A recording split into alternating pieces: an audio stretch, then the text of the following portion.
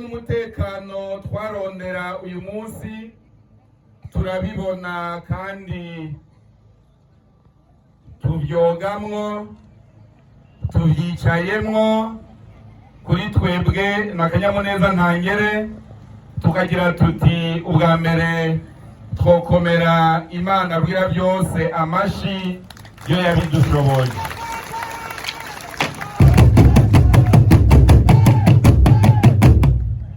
Twariko twiyumvira yuko aya mashi adakwiriye Imana, ariko ayo yarakwiriye umunyamabanga mutoya w'umugambwe CNDD-FDD muri komine Ntahangwa.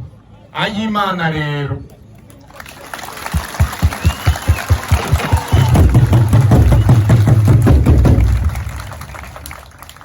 umukama bahezagira.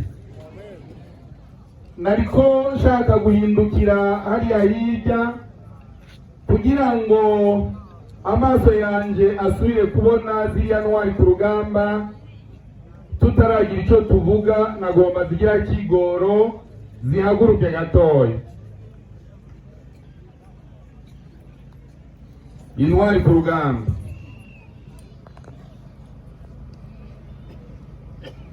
aba bantu murababona kandi ntibakwiriye amashi, ariko bakwiriye yayandi rwanje kugwiza kabiri.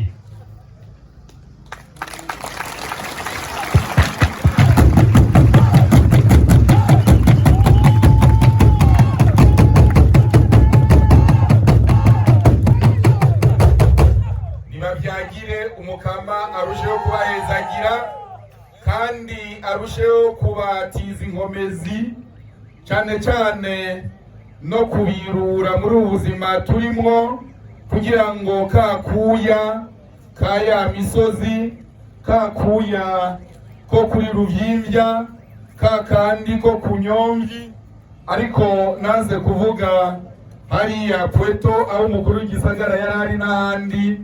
Imana ibirure ibya kiriya gihe. Nagomba rero ndabaha ikaze. Meje kubaha ikaze, nagira kandi nsubire kubamenyesha yuko mu mugambwe CNDD-FDD uko bwije uko bukeye tubandanya kwibuka intwari ku rugamba kandi tuzifise ku mutima. Ari naco gituma ubu turiko turavugana, hariho intwari ku rugamba imwe twiyemeje yuko tuzoshika kwa 21 umunsi wo gusozera indwi yahariwe umugwanyi, tumusanuriye inzu kuko twasanze agasago arimwo kadakwiranye koko n'intwari ku rugamba.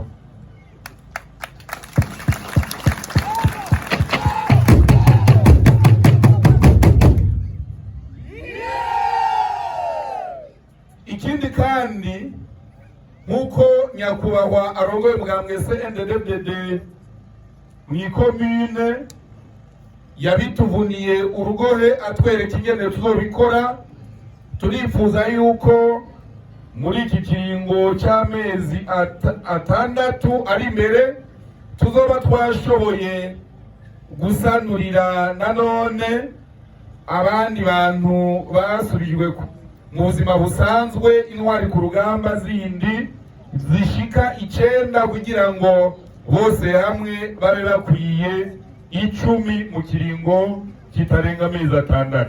Amashime cyane.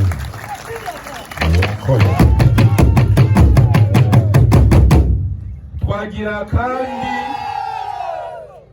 tugire ko tubamenyeshe ko dukenguruka intwari ku rugamba, dukenguruka muri rusangi uko bigenza, dukenguruka ukugene batahuye uru rugamba rw'iterambere, uru rugamba leta mvyeyi, leta nkozi yifuza yuko turwana twarutsinda, kugira ngo umufuko wose uronka amafaranga, ingodo yose birimwo amafaranga, kandi noneho n'umunwa wose uronke ibyo utamira ibyo intwari ku rugamba nyinshi zikaba zaramaze kubitahura, kandi uyu munsi zikaba zijya zikimara zitera icumu zikanyigisha kugira ngo ibyo bikunde.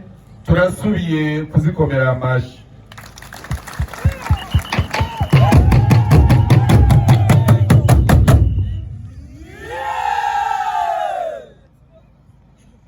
Twagomba tunasabe ikigongwe ko dufise ikintu gihambaye twibagiye, kuko hariho izindi ntwari ngenzi zacu zarutsinze, hari izindi ntwari twasize ahari aho zisigara zitari ku rugamba rwo kwiba ibitoki, zitari zagiye gukoba amazu y'abarundi, ariko kugira ngo tumere uku mubona tumeze akaba aricyo cyari cyazizajyanye.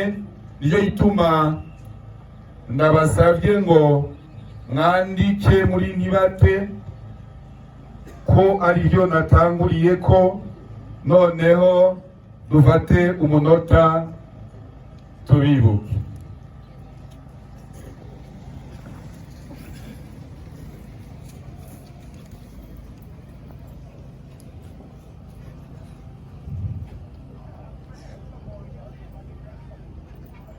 Murakoze, umukama abahezagira.